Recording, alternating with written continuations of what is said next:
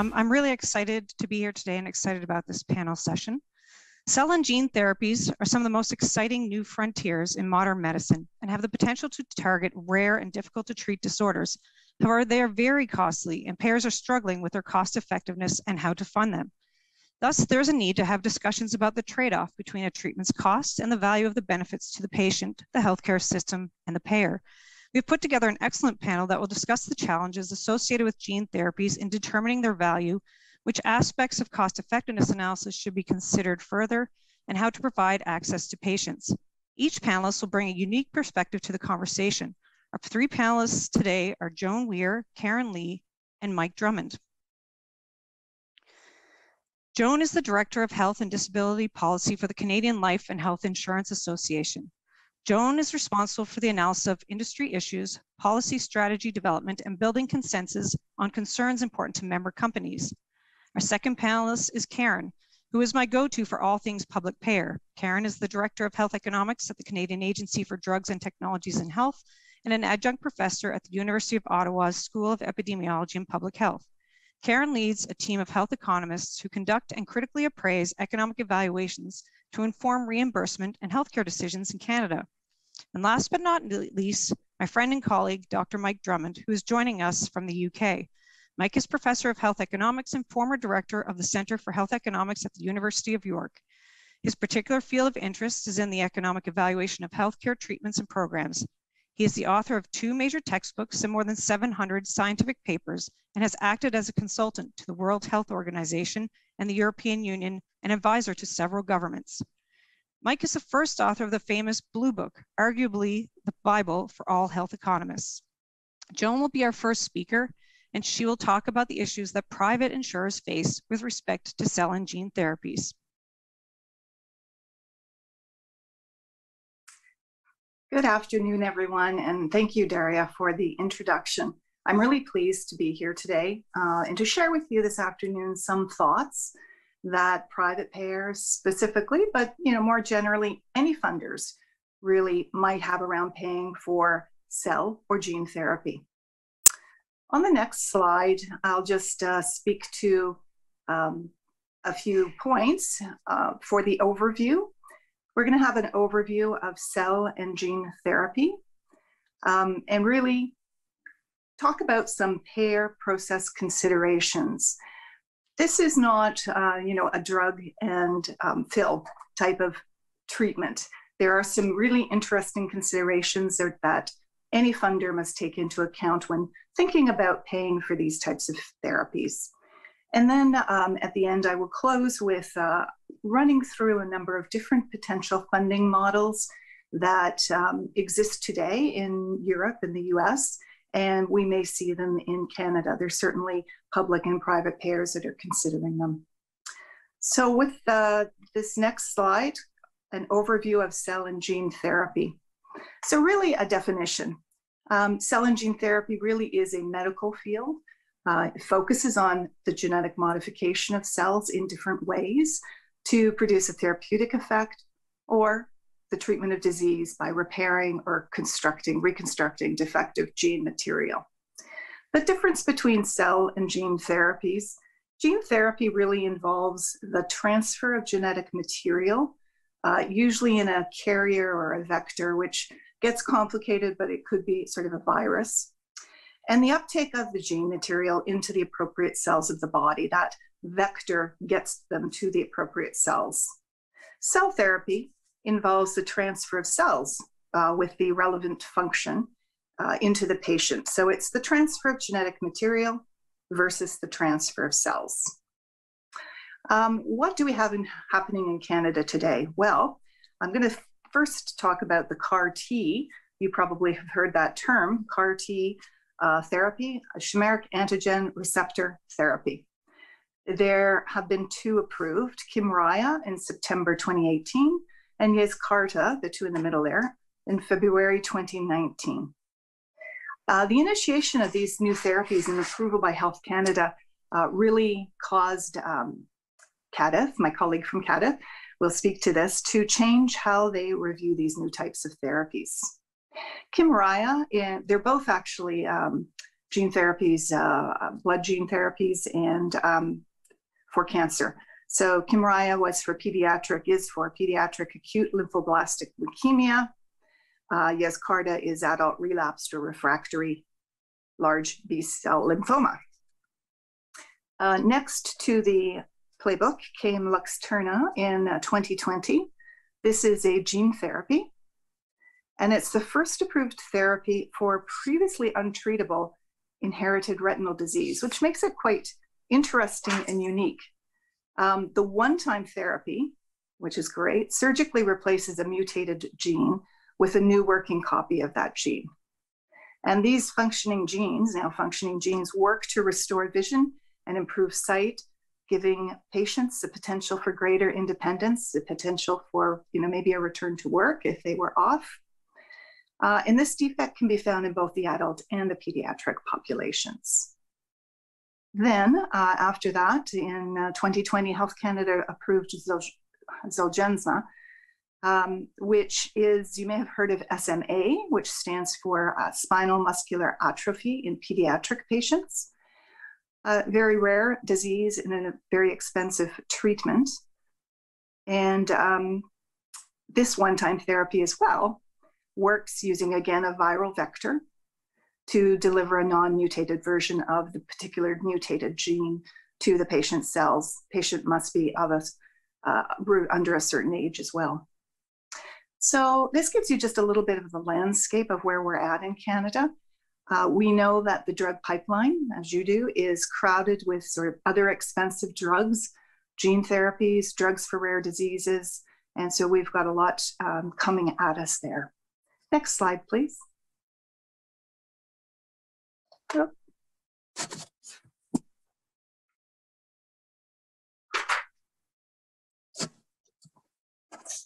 Trying to figure out where I am. The slide is so small.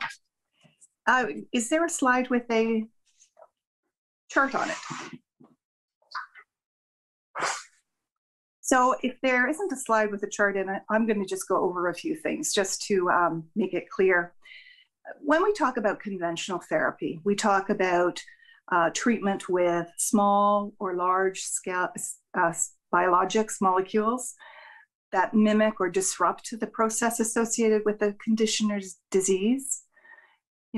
This is chronic therapy in many cases, and these conventional treatments are, as you know, by pill, injection, infusion, and they're on a continual basis. Essentially, you're on that drug, and your condition will come back if the medication is stopped. So it's managing and treating symptoms for the long term. Cells and gene therapies are different. They use DNA, RNA, they use cells, they reprogram the body directly to fight the disease. There we go. And the effective treatment may be permanent after a single administration. It is potentially curative. They are very new. So we are on the watch for side effects. That's something that's of concern, and my colleagues will talk more to that. So next slide, please. Yes. So now I'm just going to talk a little bit about the practical considerations of funding cell and gene therapy. Place of administration is typically a hospital, but I will say it's a hospital that has been approved by the manufacturer as an administration site with expertise in the treatment requirements that they are doing. So what does that introduce into the equation? That means you have to take into consideration the fact that your patient, our plan member, may have to travel, and they may have a caregiver that goes with them. So there is the funding of the additional travel and arranging for that. And this means that because it's in hospital administration today, the treatment order comes from the hospital pharmacy directly to the manufacturer. At this point in time, there isn't a pharmacy information system intermediary in that. Payment goes directly from the hospital to the manufacturer as well. I want to talk a little bit about ex vivo versus in vivo and how that may change things in the future and what that means. So first, in vivo therapy In vivo gene therapy simply means that the therapy is administered directly to the patient. The targeted cells remain in the body of the patient. Ex vivo is different. Ex vivo gene therapy involves the genetic modification of cells outside of the body to produce the therapeutic factors and their subsequent transplantation back into patients.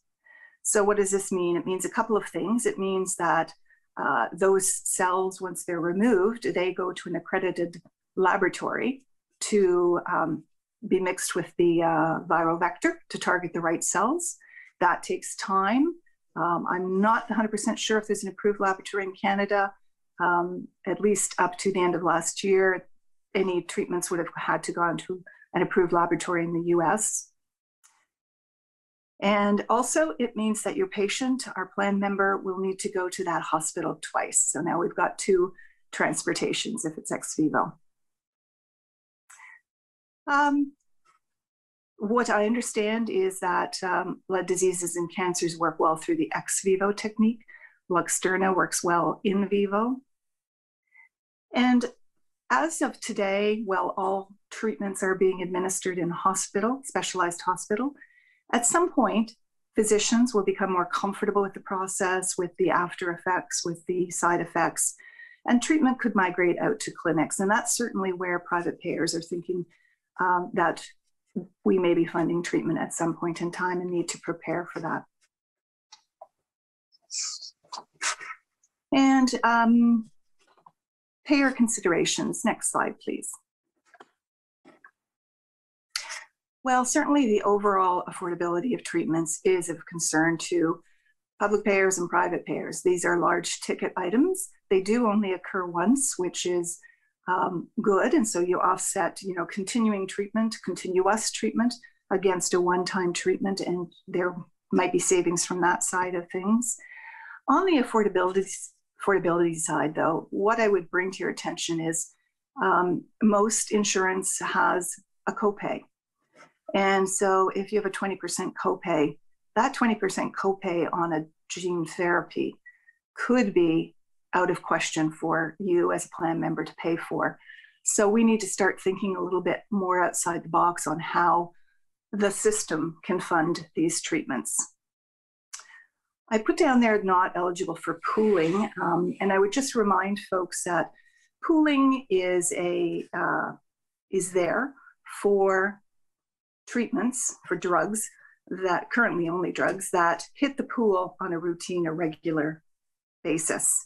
With these treatments that are one time, at this point in time anyway, they wouldn't be eligible for pooling unless something changed. As well, as you know, pooling is for insured plans only, not for ASOs at this point in time. Now, if a payer was to consider funding over a period of time, so say patient has it on day 1, but payments go over 2 years, then you have the potential complication that patients will now move between payers. It could be that that person, that individual, that employer has moved their business to another insurer, but you're still continuing to make payments on the gene therapy. So that's a bit of a complication, as well as the patient may move into the public plan too. And as mentioned before, there are some uncertainties around longer term effects. Next slide, please. So now I'm going to just close with some thoughts about funding models. There is the direct payment model. That's basically the one and done model. It may be able to negotiate a better discount if you pay the dollars upfront to the manufacturer on a quick basis. May still be able to collect some real world evidence, but it won't impact the payment. And I'll get to that in a minute. But if treatment is less effective, you have no ability to stop payment of the balance. So there's that as a downside. So direct payment is one option for sure. Next is pay for performance, outcomes-based agreements I'd add in there, and risk sharing. Payment would be staggered somehow over time. It could be every 6 months there's a payment, over 2 years, over 3 years. And that would allow for both the manufacturer and the insurer or public payer to assess how well that particular patient fared, or it could be how well the whole cohort fared. And this brings about a necessity to collect and examine real-world evidence. And so that brings up the perspective of a registry. Some other points: negotiated pricing maximums. We might relate that to what PMPRB does today. Annuity pricing model, which really is payment over time, but there's some other factors in there. And then we could look at negotiated discounts, similar to what happens today when public and private payers negotiate directly with the manufacturer on a particular drug or DIN. And with that, I think I am done. Daria, back to you. That's great. Thank you, Jones. A lot to think about there. Karen will be our next presenter, and she will talk about how the cost effectiveness of cell and gene therapies are evaluated from a public payer perspective here in Canada.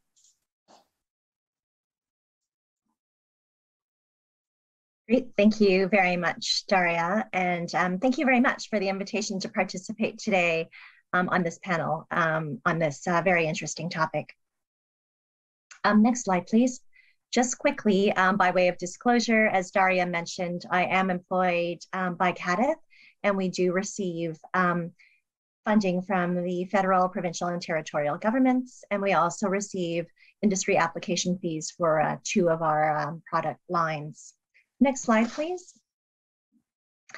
So hopefully most of you are aware of CADIT. We are a health technology agency, and we produce evidence reports as well as recommendations for public payers.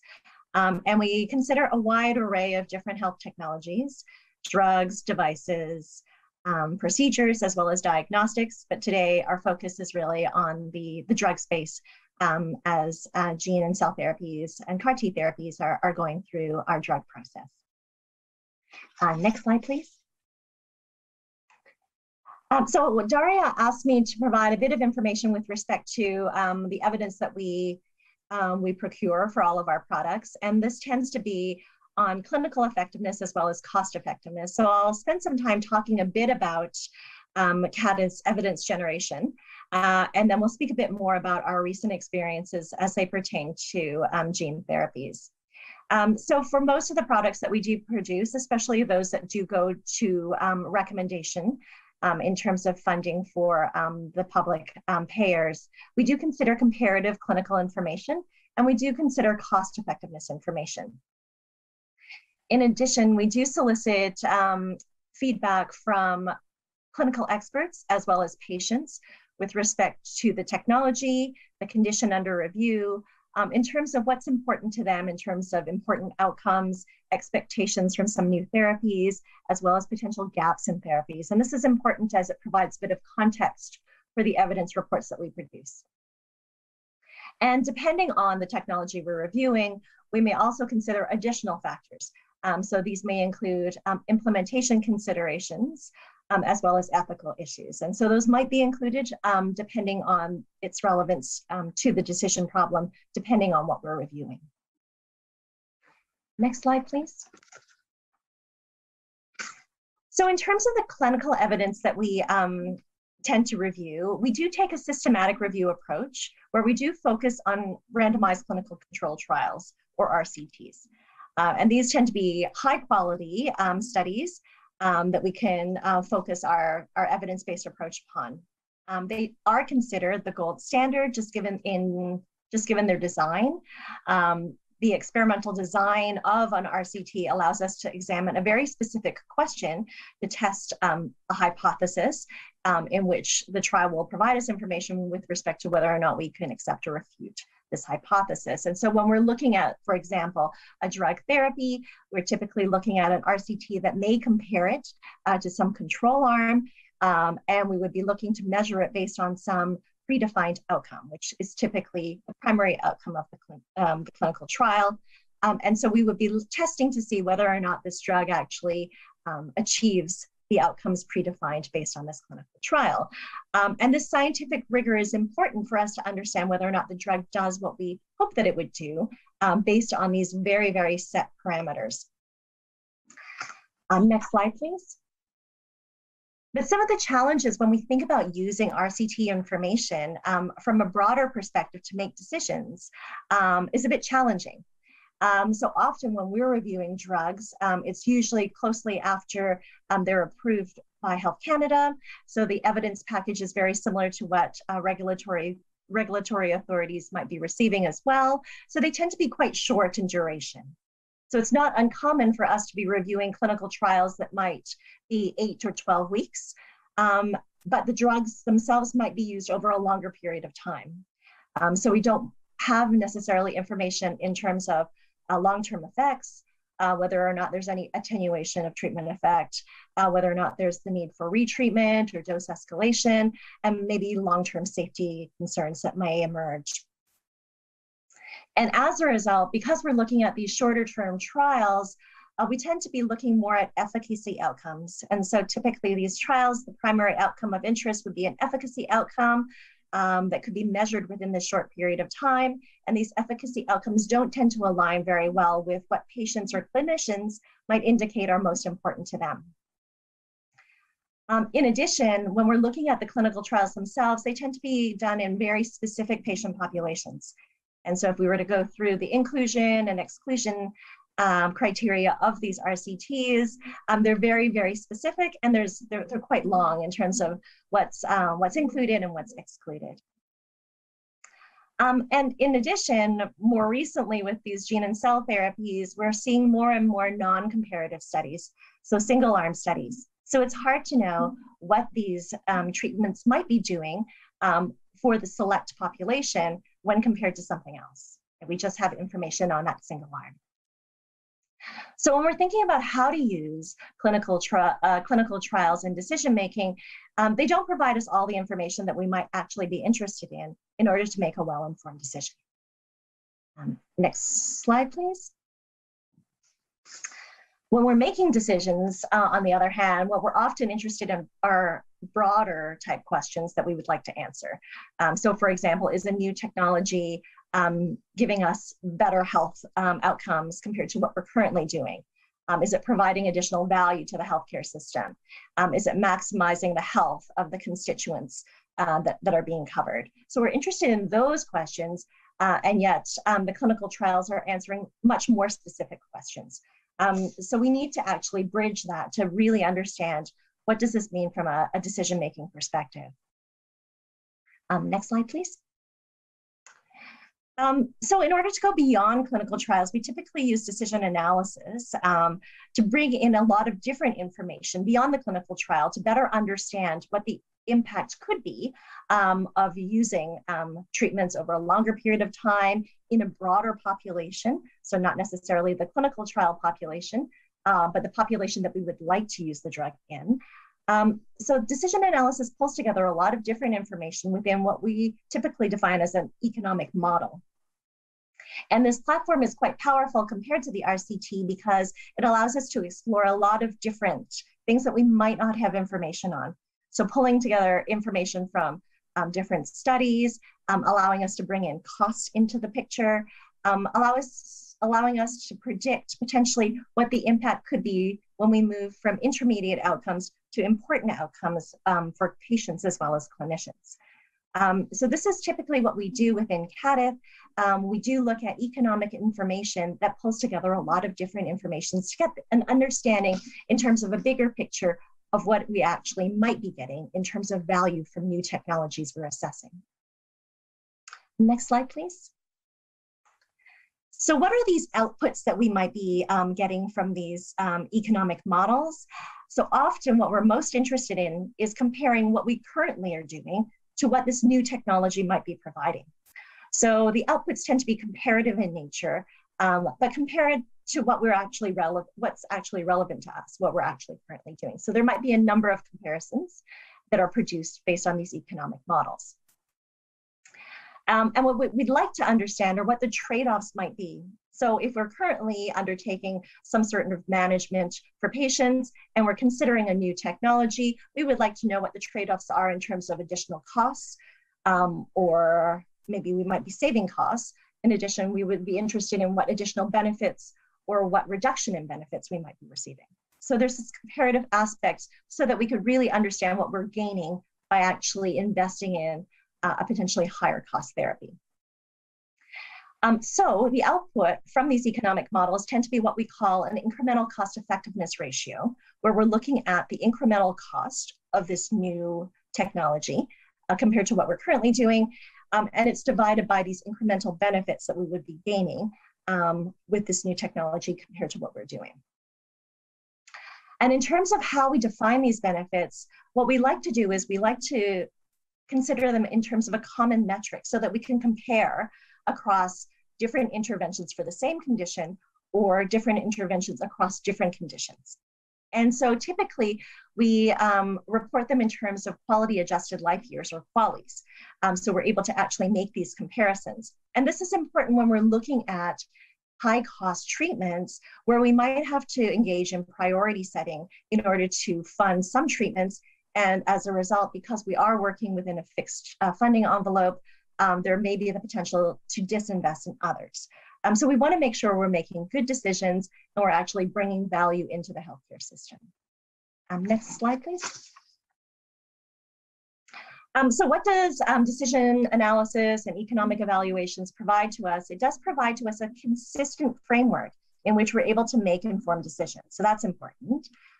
There's also, based on the limitations of clinical controlled trials, aspects of clinical uncertainty that we have to understand better, right? We may not have all the information we'd like to have at the time that we're making a reimbursement decision. And as a result, by doing these types of exercises, we also have a better sense of where we might want to do further research. So what are those parameters that really drive the results? And if we don't have that information, we actually might be making suboptimal decisions. Next slide, please. So now we reach gene therapies, which is the topic of this panel. So about 3 or 4 years ago, we at CADIF were asked to consider whether or not a different framework would be required for the consideration of gene therapies. And we did have a conversation with a number of different international HTA organizations, in addition to some groups within the US. So there was a lot of discussion with respect to whether or not we would have to consider a different evidence package, whether economics even matters, because these are potentially curative therapies, and they're very expensive. So there was a lot of discussion with respect to, is there a different framework that we should consider? Do we consider different evidence entirely? Next slide, please. And so in short, based on the conversations that we had, as well as internal discussions, it was decided that the current evidence package in terms of clinical effectiveness and cost effectiveness still really do apply. There might be additional elements that should be included. So these submissions are currently going through our drug review process. So sponsors are required to provide additional information as part of their submission package. And there's additional considerations that we are actually pulling together as well, in terms of considerations for ethical implications, as well as considerations for implementation issues.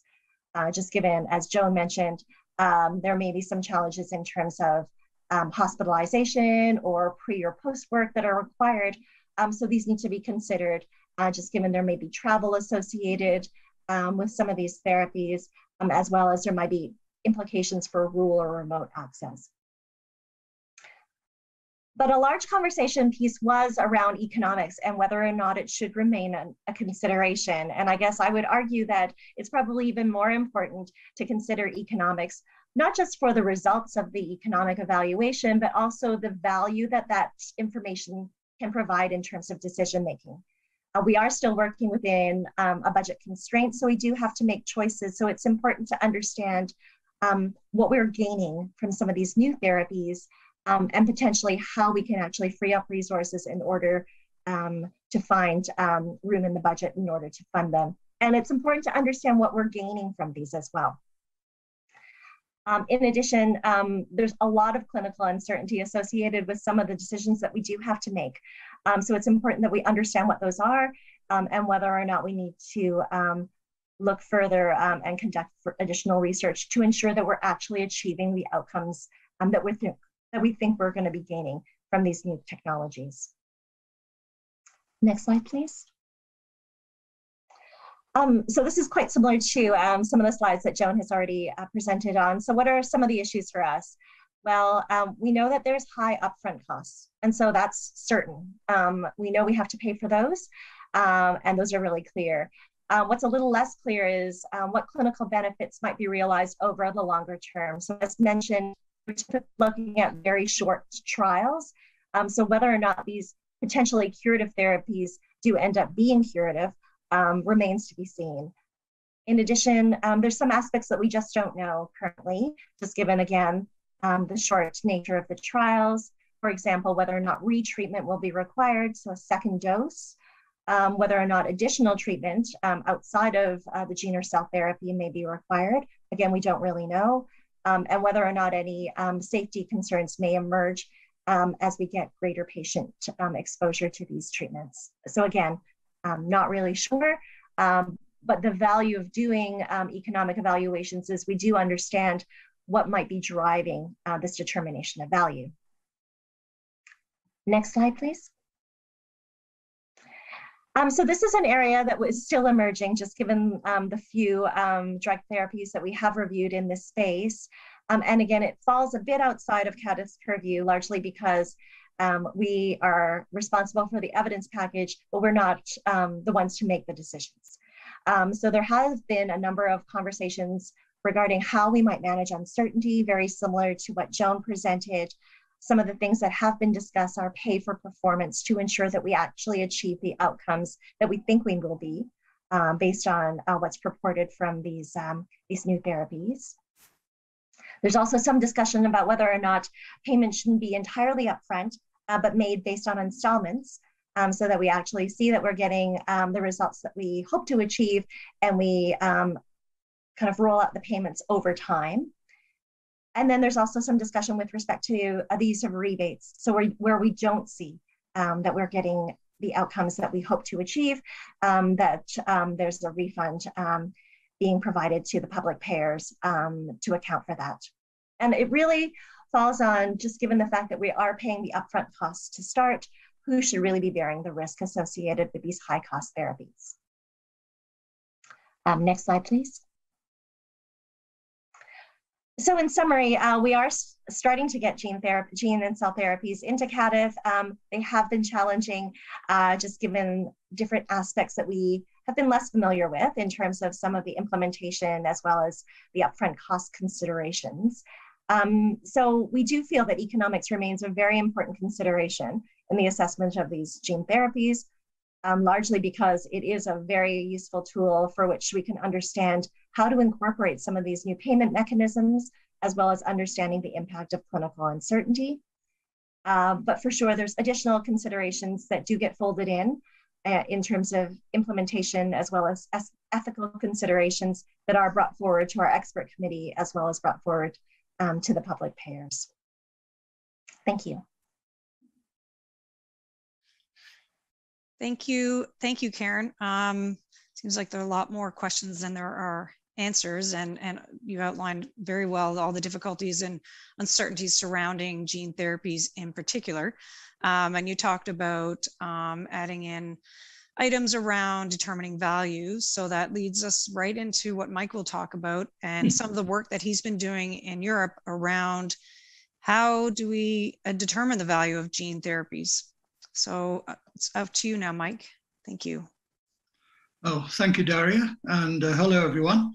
So it's my great pleasure to speak at this conference, and Karen has done quite a lot of the heavy lifting for me in explaining what health economics is and how these assessments are normally made.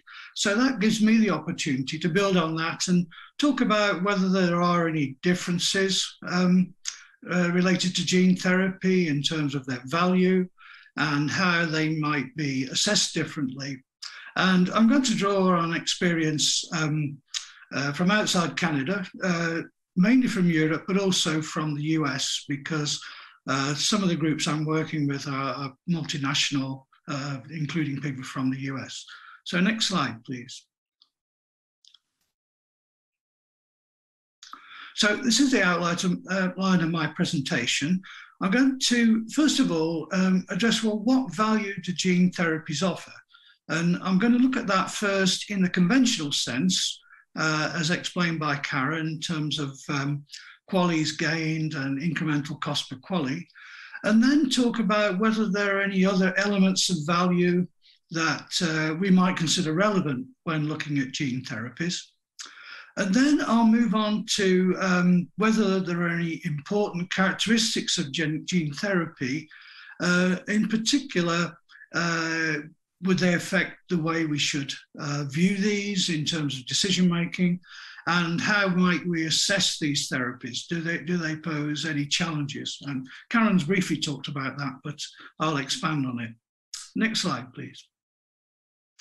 So in terms of what gene therapies add, if you look at it in the conventional sense, what we like to do, as Karen said, is look at the health gain. And the measure we tend to use is the quality adjusted life year. And here are some estimates. These are not directly comparable with one another because they come from different studies, but these are estimates of the QALYs gained by gene therapies that have been generated. So to put a context on this, the kind of QALY gain you might get from a typical end-stage cancer drug might be 1 QALY or 2 QALYs.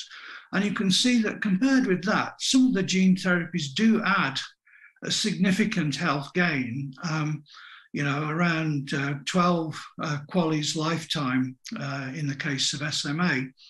So I think on that, if you look at it just as conventional benefits, these therapies do add quite a bit.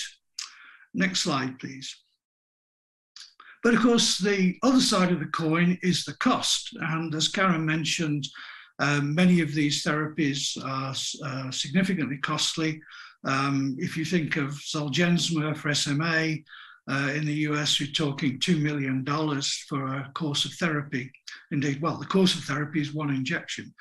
But so when you relate the cost to the QALY, you can see here the incremental cost per QALY can be quite high. And I guess in the US, their threshold would be between 100,000 per QALY and maybe up to 150,000 per QALY in exceptional circumstances. And you can see that some of the gene therapies are above that. There's one that's actually even cost saving, because one potential in gene therapy is to actually save many years of an expensive therapy. So there's an experimental therapy in hemophilia A, which would replace ongoing treatment, which of course itself is quite expensive. So actually that therapy would justify its value by almost paying for itself. But you can see most of them, although they do add a substantial health gain, they're also very expensive. So many of them would be pushing the limits of the conventional assessment of incremental cost per QALY, and compared with the kind of standard threshold that you may have in a given country. Next slide, please. So this has led to folks to speculate on whether there is a case for paying more in terms of cost per QALY for gene therapies than they would be for conventional medicines. And this was a paper published in the Journal of Managed Care and Specialty Pharmacy, which is the house journal of the AMCP, which is the Association for Private Health Plans in the US. So this is in their journal and would be read by many US payers. And the next slide, please. Now, the basis for this paper was that there's been some discussion of what are potential elements of value a payer might consider. If you look at the light green there, these are in the conventional model. So we would be looking at life years gained and the quality of those life years gained as the benefit. And we may also look at the net cost, meaning that the therapy may also replace another therapy which is already costing us some money. So we want to compare the benefit with the extra cost. So those two components are always in the assessment. The ones in darker green there, productivity gains and the potential for better adherence to therapy, these are sometimes considered in some countries. I don't believe Canada really considers productivity gains too much, neither do we in the UK, but they are considered in Netherlands and Sweden and a few other countries. So they're sometimes in and sometimes out. But the ones in blue are various novel elements of value that have been proposed, which are much more controversial and are considered by some payers to be relevant and others payers not relevant. Some of these relate to specific types of therapy. For example, the value of knowing would relate to the benefits of a diagnostic procedure. Fear of contagion would be very relevant with an infectious disease. You know, if COVID vaccination was available privately right now, I think people would be willing to pay quite a bit for it. Some of the others are more accepted than some. For example, severity of disease is often a factor that many countries will consider in being willing to pay a little bit more for a therapy. So if you can treat a very severe disease, maybe we'll be offering a bit more. Equity is also a consideration sometimes, particularly if there's a therapy that's for a group of patients where there's currently no other existing therapy. It may be considered relevant in decision-making to at least give these people one possibility of some kind of cure or treatment. Some are kind of maybe relevant. Scientific spillovers, that's the kind of the innovative element of a therapy. For example, the gene therapies we see coming through right now are going to open up avenues of investigation and scientific investigation for other new therapies. They're somewhat path-breaking. You might want to reward that. Certainly, some countries do reward a step change in benefit. Some of the, a therapy that's adding a lot of QALYs might get an extra premium even over and above its normal incremental cost per QALY. Real option value, that's the idea that the therapy might keep you alive long enough such that you may benefit from even better therapies in the future, a kind of a bridging notion. Others, like the value of hope, are somewhat controversial, and I don't think I'll say much about that here. Insurance value is the idea that you might be willing to pay quite a bit to prevent suffering from a catastrophic illness, paying to ensure that if you had a baby that had SMA, it may get some therapy. So you can see that these elements of value are, whether they're considered is the choice of the payer. There's no rights or wrongs here. And, Canada and the UK would probably be quite narrow in their consideration elements of value, but that doesn't mean they're doing the wrong thing. Some other countries may be a little bit more generous in terms of what they wanted to consider. Next slide, please. So in the paper that was published in the AMCP's journal, those authors argued that the elements of gene therapy that might justify paying a little bit more than usual would be severity of disease, insurance value, real option value, the value of hope, and equity. Now, as I say, you may agree with that, you may not, but that's certainly what the arguments were in that particular paper. Next slide, please. Now, are payers doing anything about this? Well, I'll just give you two examples. This is from the Scottish Medicine Consortium website, and what they say is that they have an approach rather like Canada. They estimate the incremental cost per QALY, as we do in the UK, And they have a standard threshold for judging whether a therapy is good value for money. And they pretty much mirror what we have in England. The normal threshold would be about £20,000 to £30,000 per QALY, maybe a little bit more for an end-of-life treatment. But in Scotland, they propose these modifiers, which are factors that the committee making the recommendation might wish to consider in terms of allowing a slightly higher threshold. And you can see that these mirror some of the things that I've just mentioned. For example, a substantial increase in life expectancy, or a substantial increase in improvement in quality of life, a kind of a step change.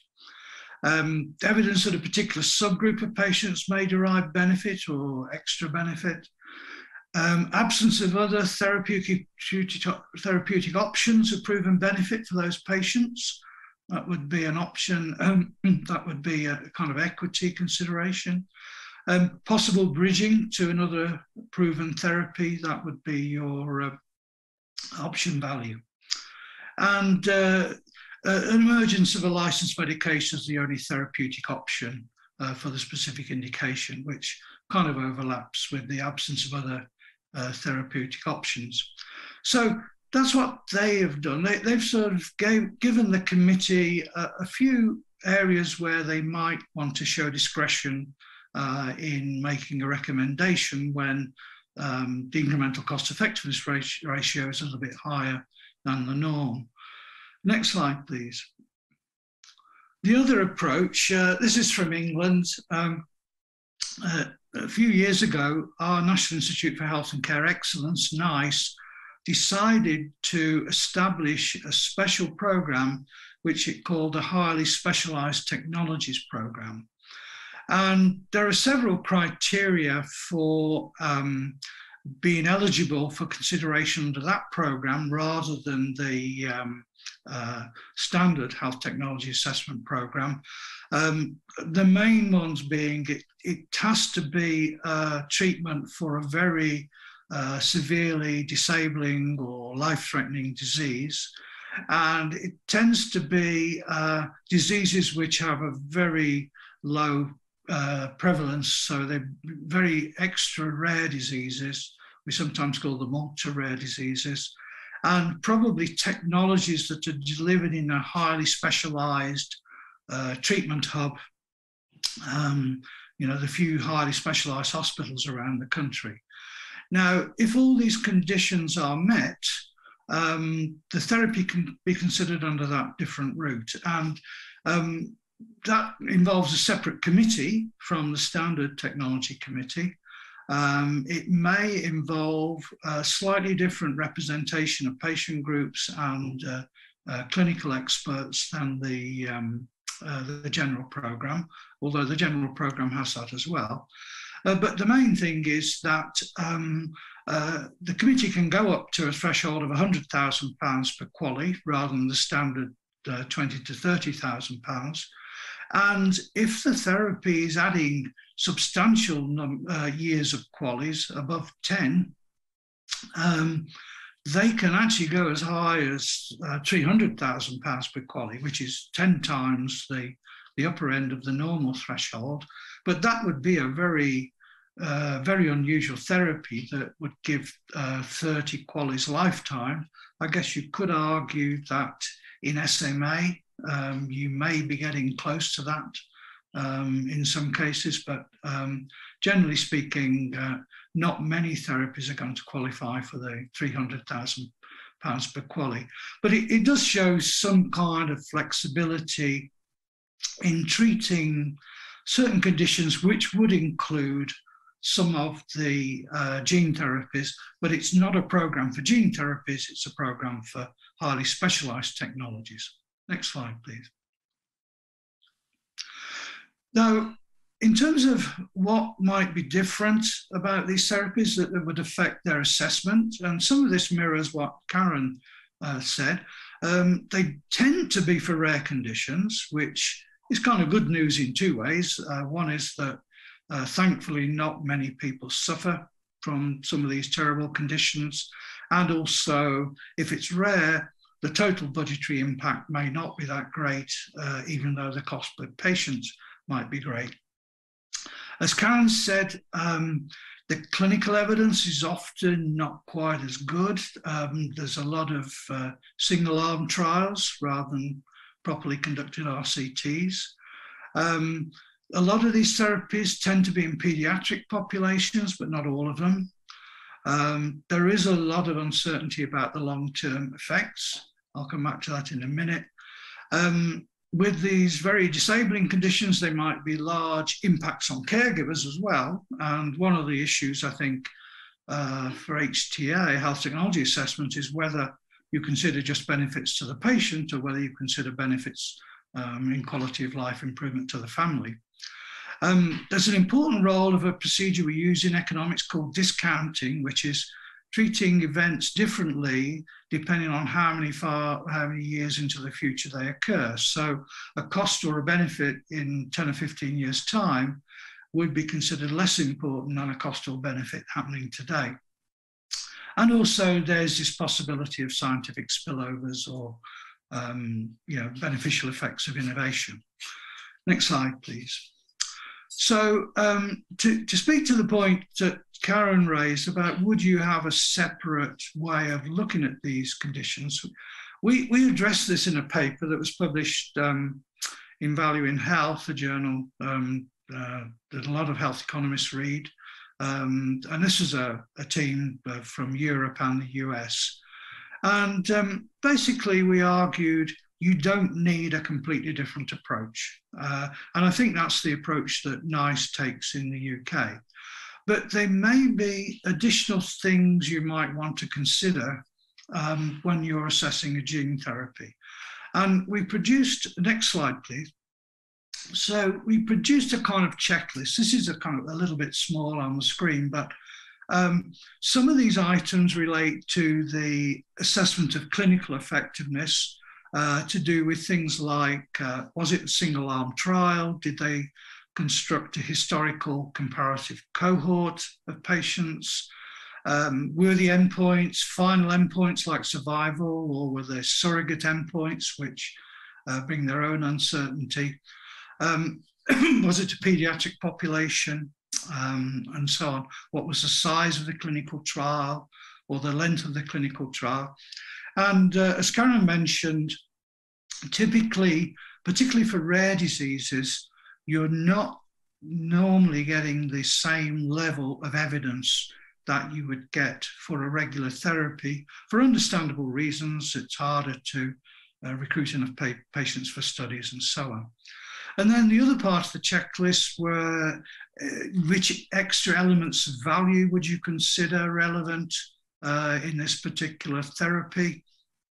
And those mirror the things that I mentioned before. And then there are some other considerations about discounting, allowing for uncertainty, and so on. And I think the interesting issue, which we might come back to in the discussion, is that the uncertainty here is a kind of a different kind of uncertainty in that we absolutely don't know whether some of these gene therapies will have durability or be complete cures for lifetime. And there's no way of putting a number on that right now. And so NICE, I know in the UK, has been thinking about how can you even think about that type of uncertainty. You can't even put a probability around it as you might do around some other types of uncertainty. So next slide, please. So in summary or conclusions, I think even though there may be some special things about gene therapies, I think most of the agencies assessing them start with the standard cost per quality analysis, and I think that provides a good starting point for discussions of value. I don't think a completely new approach is needed for assessing gene therapies, but some kind of checklist like the one that we propose might help decision makers think about some of the particular characteristics and elements of value that they think these therapies bring to the table, which they would like to recognize. But obviously, payers need to consider carefully how they cover and reimburse gene therapies for rare diseases in particular. And that has to be based on the payer's objectives and their budget, no matter what kind of payer they are. So I'll finish at that point. Thank you very much. Oh, that's great, Mike. And I have to say, I'm thrilled to hear that we don't have to come up with a new approach to evaluating cost effectiveness of gene therapies. However, it is evident that it's still not going to be straightforward to estimate value for money for these interventions, for sure. So I'd like to get the discussion going with the first question for Joan that sort of dawned on me is, why would private payers even consider paying for gene therapies in the first place? And why not just let the public sector pick up the tab? Thanks, Daria, for that question. That is an excellent and interesting question, and one we've put a lot of thought into, not only for gene therapies, but for funding for rare diseases as well, which can be quite expensive as well. Well, I'll just start off by saying that Canadians value their benefit plans. Over 26 million Canadians have private benefits. And there has been some recent polling that Abacus has done on private benefits, indicating that over 80% of those polled basically don't want their benefit plans touched. Whether we speak about national pharmacare or about a rare disease funding strategy or a genetic therapy funding strategy, we think that getting it right means leveraging both private and public funding. When we talk about rare disease, which genetic therapies could fit into, and it's not clear whether they do in Health Canada's strategy, but I'll just talk about that for a second. The federal budget of 2019 did announce up to $1 billion over 2 years, starting next year, with up to $500 million per year ongoing. Well, what we did was we took a look at the drugs for rare diseases that we financed in 2020, and insurers paid out more than $650 million for rare disease drugs to cover about 13,000 insured Canadians. And this is all in our submission to Health Canada, in their rare disease drug strategy, which is at our website if you want to take a closer look at that. But when talking about really rare disease drugs and gene therapies, it's going to have to take both public and private funding to build on this solid base and not jeopardize the coverage that many Canadians already enjoy. So we think that there definitely is shared accountability between public and private plans, and that's the only way to really ensure stable, sustainable funding for genetic therapies and for rare disease drugs. Oh, that's interesting. So that's great that there's going to be some sort of a private-public partnership there to ensure Canadians get access to all these innovative treatments.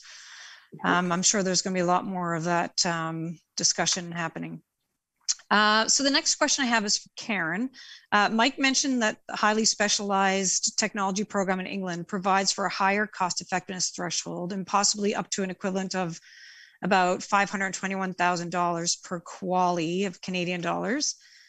Does CADTH use a different threshold to determine cost effectiveness of gene therapies compared to other pharmaceuticals that they evaluate? Thanks, Daria. Maybe the first point to note is that CADTH doesn't set the threshold, largely because we are acting on behalf of the public payers. So it's really up to them to tell us if there's a different threshold that we should be considering. So currently, in the absence of knowing that information, we're still just using a conventional threshold to evaluate these treatments. I guess, and I think there's a lot of conversations that are happening with respect to, some of these higher, and some of these are actually, some of the thresholds are not, some of the ICERs that are calculated for some of these CAR-T and gene therapies are not as high as we might expect, just because we are seeing potentially some large benefits, as Mike had reported in his slides, associated with them. So it's not always the case that necessarily we're going to see high ICERs, but there is uncertainty with respect to whether or not these actual ICERs would be realized. And I guess the other point, which is for sure a conversation that public payers are having, is when thinking about these thresholds, and some academic work is happening in terms of deriving the thresholds in Canada. But when thinking about changing the thresholds, there's a lot of implications associated with that, right? Because inherently we're making equity considerations with respect to valuing certain conditions more than others. And so I guess that's really important that payers really give some thought to whether or not different thresholds are required before they actually act on that. So I think that's probably part of why there hasn't been any discussion or presentation of any different thresholds being suggested at this point, largely because a lot of work has to be done in that space. Right. So you raise a good point. So really, whether something is cost effective or not really depends on someone's perspective and who's paying for it and what they value. Mike, do you have anything to add to that around thresholds and whether they should be potentially increased for these types of treatments? And if so, how should we determine that? Yeah, I think it's up to the payer. And I don't know whether you want to transition into the fact that I said that public and private payers may have different objectives, because I think that's a key part of it. I think the public payers, I'm not speaking, I won't speak for TELUS because Karen can do that, but I've had lots of debates with my health economics colleagues in the US, and we British, seem to think, well, the objective of the public system is to maximize the health benefits to the whole population. And we're generally, certainly in the UK, working with a pretty fixed budget. I mean, there's not many options for increasing the budget if you spend more money. So we're always conscious of the fact that when an expensive therapy comes along, to pay for that, something else may have to be displaced from the system, and there'll be benefits lost from what's displaced. So it's this continual balance of trying to make available really important medicines to a few people, as opposed to the pain that's paid for that across the broad population. So I think there's always a hesitancy in the public system because you're not looking at a few patients, you're looking at the whole population. And whereas, I talk to my colleagues in the US and they say, well, it's much more consumer driven, the health plans are trying to recruit enrollees, they have to construct their benefit package to be competitive in terms of what people would like to see in the benefits alongside the cost of the package. And you could imagine in that situation, the private insurer wants to understand as much as possible about what the enrollees would value. And, and it's not necessarily competing with a lot of these other publicly provided healthcare systems. And I did really take Jean's point about complementarity here and working together between public and private systems in some cases. So I think to me, it's a completely different mindset, whether you're a private insurer or a public payer. Right.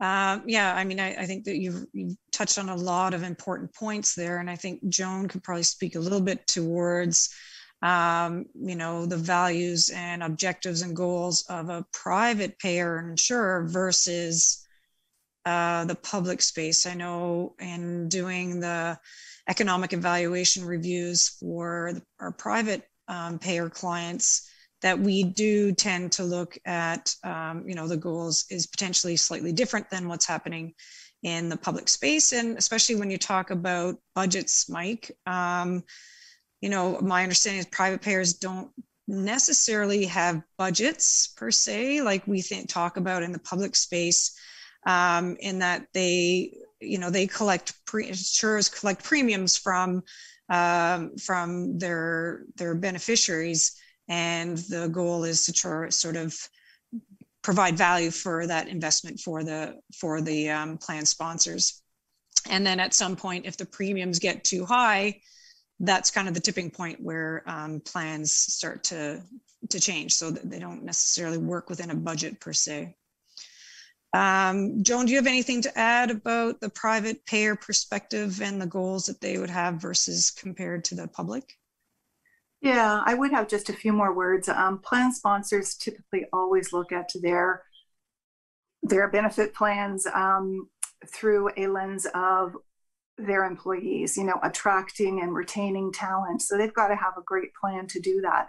They're part of an employee's total compensation, especially today with the multi-generational workforce that we have. Employers need to look at, from starting off to working into retirement, what are the benefits that person needs? As well, employers are looking at keeping their workforce productive. If somebody's on disability, what do I do to get them back to work? Keeping productive at work. So there's a number of different things that private insurers and plan sponsors would look at that would not be the same as the public plans. Yeah, exactly. That's great. I'm just looking at the time. I have so many questions I could ask, but I would like the audience to have a chance. I will end with one, Joan, before I turn it over to Vicki. Is what innovations to pooling or risk management can plan sponsors expect from CALIA and insurance carriers to address the affordability of these new gene therapies and many more that are coming down the pipeline? Exactly. So I would first say that it's unclear whether gene therapies are going to be included in that rare disease funding strategy. We'd like to suggest that it would, so that we can work together collaboratively on that funding model with the public payers. A couple of suggestions we would make: cost sharing reinsurance model. Under this approach, federal government would share the cost of all the drugs on the formulary, including the gene therapies, beyond a certain threshold. So we'd have to go up to a threshold, and then there'd be some reinsurance after that threshold. So that's one model. Another model could be pooling. Not the pooling that we've got today, but pooling with federal contributions. Pooling being primarily a risk-sharing mechanism that helps ensure that no individual payer today has a disproportionate burden of the financial costs. So we see pooling as a potential solution as well, but it would be a different model. Okay, that's great. So many moving parts here. This is great, and honestly, I talk all day, but I will now turn it over to Vicki, because we only have about 9 more minutes, to ask the questions that have come through in the chat. Back to you, Vicki. Thanks, Daria. We would now like to open the floor for Q&A. As a reminder, if you would like to ask a question, we invite you to submit your questions through the Q&A panel accessible on the right side of your window. If you'd like to ask a specific question to a particular panelist, please make sure to include their name in your question. So let me just... So the first question is for all the panelists. Given all the uncertainty about these therapies, random allocation among payers, and the highly specialized expertise needed, does a single national review model and process make sense for all payers? If so, how do we get there?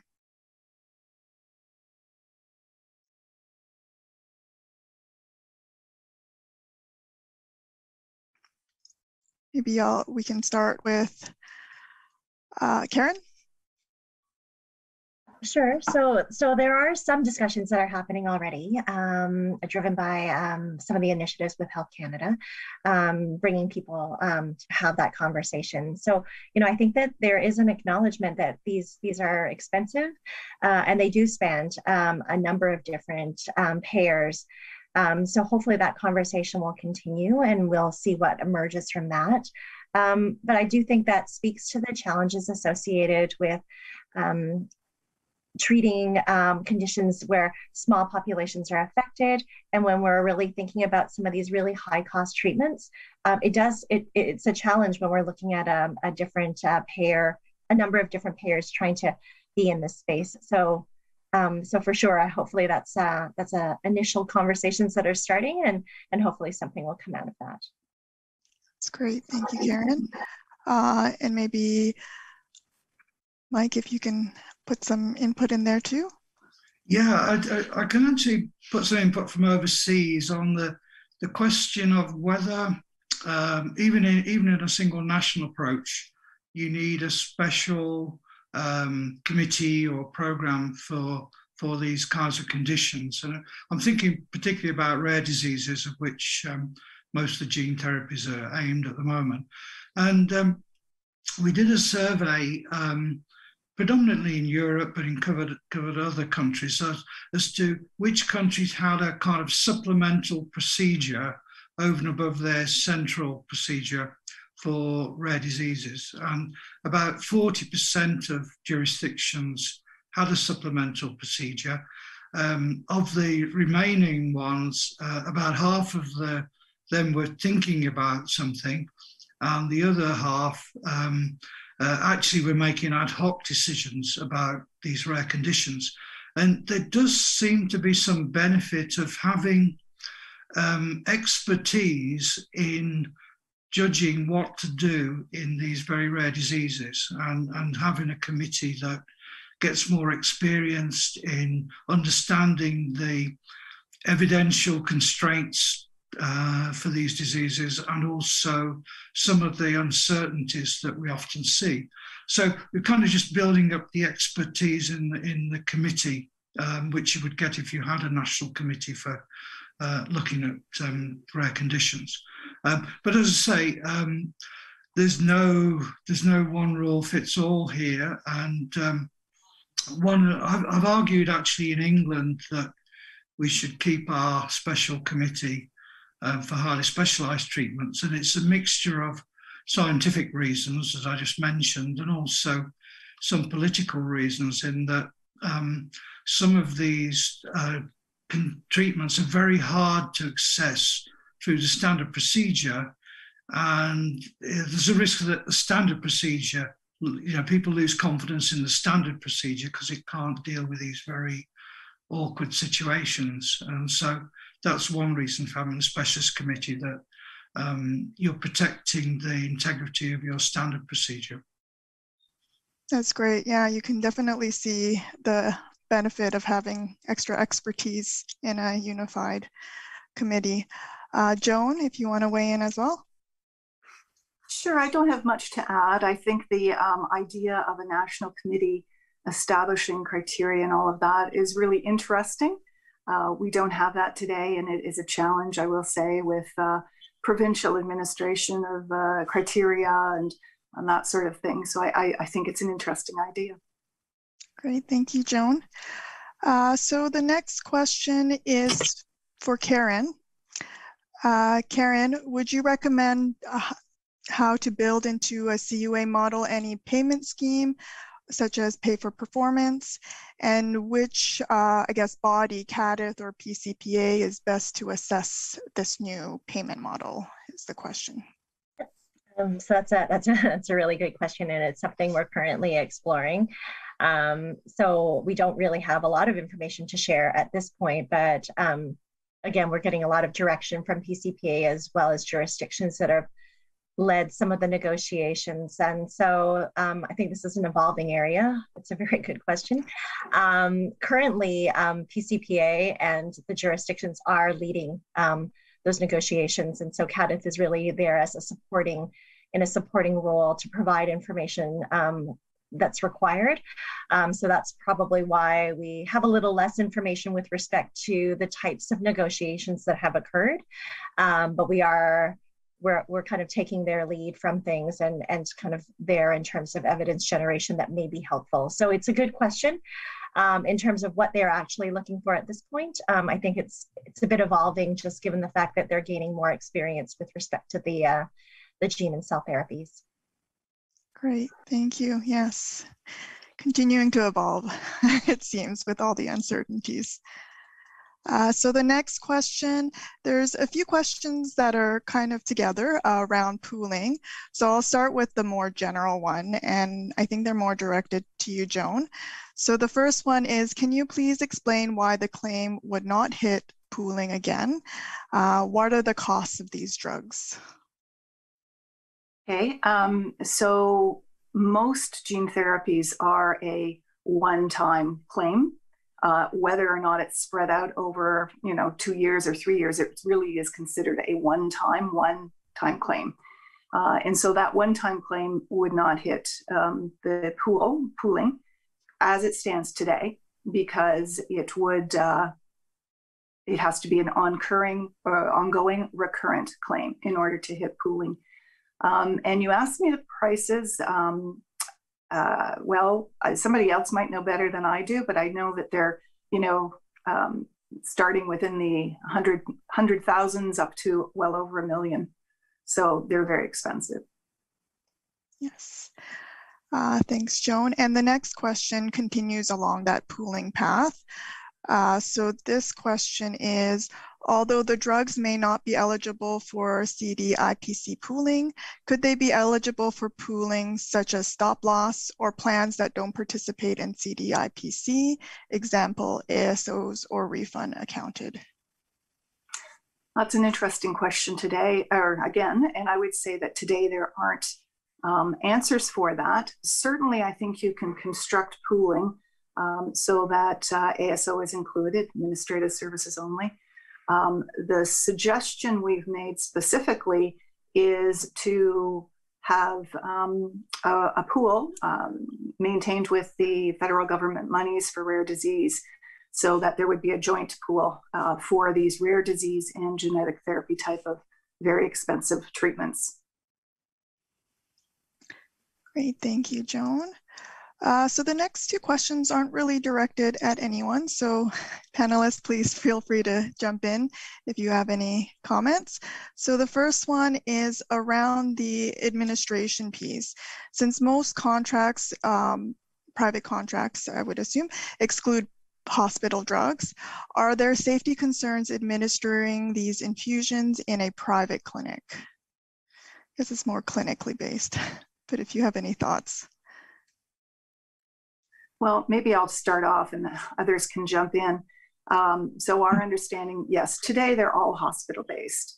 And that is primarily, I understand, for safety and security and to monitor side effects and, of administration.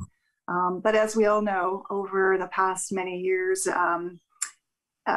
typical hospital drugs that were administered in the hospital have now moved out to clinic administration. And when safety was considered that it would be safe to do them within a clinic setting, many of them, attached to hospitals, but they're still clinics. So maybe I'll just stop there and see if any of my colleagues would like to jump in on that one. I can add something to that. I mean, we've been looking at the evaluation of these therapies, and it's very important to consider the administration costs. It's not trivial. I was listening to somebody from a plan in the US called Harvard Pilgrim, which is a fairly innovative plan. And their medical officer was talking about CAR T, and he was saying, add $1 million to what you think the price is if you really want to cover all the costs you're likely to have in administering some of these therapies. So it's certainly a non-trivial item for sure. Definitely, thanks, Mike. Karen, any thoughts?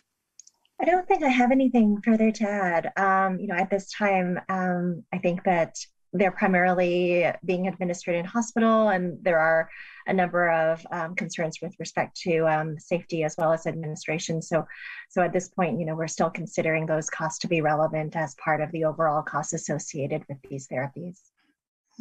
That's interesting. Thank you, Karen. So the last question I have in the Q&A panel is, again, just generally asks, with plan sponsors limiting the upper limit of annual benefit costs, how does this affect pooling costs for those that don't have upper limits, especially in the context of rare diseases and gene therapies? Oh, okay, I'll try to take that one on. So we understand that there are typically smaller underwritten plans that do have maximums on them. The larger plans without maximums tend to be ASO today, and so not part of the pooling. So pooling is for mostly underwritten smaller plans with maximums already on them. And I guess, with funding of gene therapy, it would be difficult for smaller plans to take those costs on, or they would take them on up to the maximum of that plan. Does that answer the question, Vicki? Did I miss something? I think so. Yeah, it was just, I think you've got the question there. Does anyone else have any thoughts on that question? I've got a few thoughts. I mean, it seems to me, I mean, you could think of the British NHS as a large plan with 65 million enrollees, with the ultimate pooling, but even we wouldn't want to go into any situation without knowing limits. So it's like any discussion you have with buying and selling. You really need to think about some of what your top line is for these things. And that's why most public payers think about what they're willing to go up to. And as far as I can see in Europe, none of these therapies have ever been introduced without some serious negotiation on the price. And so the prices we see announced are not necessarily what people are paying. Great, thank you. So that brings us to the last question in the for the panelists. Thank you, panelists. So this concludes our Q&A session. Thank you everyone for this thought-provoking discussion and your active participation. We hope you've gained some insights into the challenges associated with gene and cell therapies, and perhaps some ideas for a way forward in helping decision makers undertake a more informed assessment of the costs and benefits of gene therapies. On behalf of TELUS Health, I would like to thank Daria and our panelists for participating in this year's conference.